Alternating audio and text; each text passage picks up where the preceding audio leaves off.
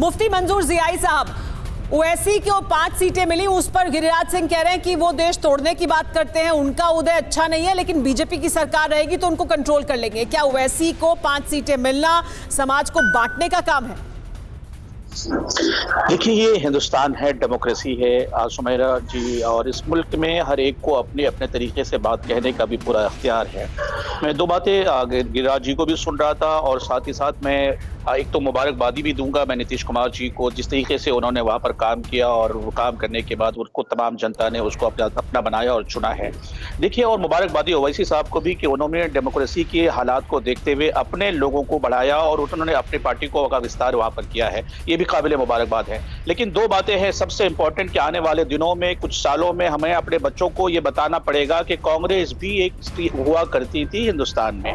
ये इस कगार पर जा चुके हैं क्योंकि इनकी नियति ठीक है। आप ओवैसी पर अगर मुझे ये जवाब दें कि ओवैसी मुसलमानों के वोटर के नए ठेकेदार बन गए हैं क्या? देखिए, एक बात बता दूं कि इस मुल्क में किसी भी धर्म के कोई ठेकेदार नहीं हुआ करते हैं और सियासत में कोई किसी का ठेकेदार नहीं है। ओवैसी कोई ठेकेदार नहीं है, ना ही बीजेपी और ना ही कोई और पार्टी।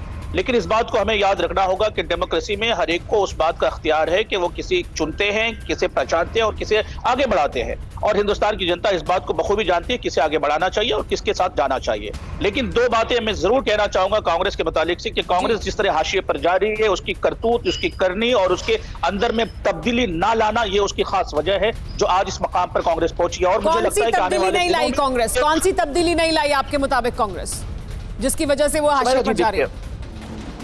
देखिए सुमेरा जी, बहुत खास तब्दीलियों की जरूरत थी। वक्त के को हालात के साथ में चलना, लोगों को समझना, मुल्क के लोगों को उसकी फिक्र को समझना, लोगों के अंदर उसके दर्द को समझना, उसकी आवाज को समझना। ये तो बहुत जनरलाइज्ड बातें हैं। क्या करते वो बिहार चुनाव में जो उन्होंने नहीं किया आपके मुताबिक?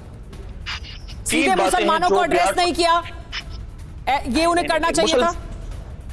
देखिए, सिर्फ मुसलमानों की बात नहीं, बिहार की जनता के बारे में उन्होंने फिक्र नहीं की। बिहार में उस वक्त ये पहुंचते हैं जब वहां की जनता को सिर्फ वोट उनका लेना होता है, उस वक्त पहुंचते हैं, उस वक्त नहीं जाते हैं जब वो जवाब ले लेते हैं।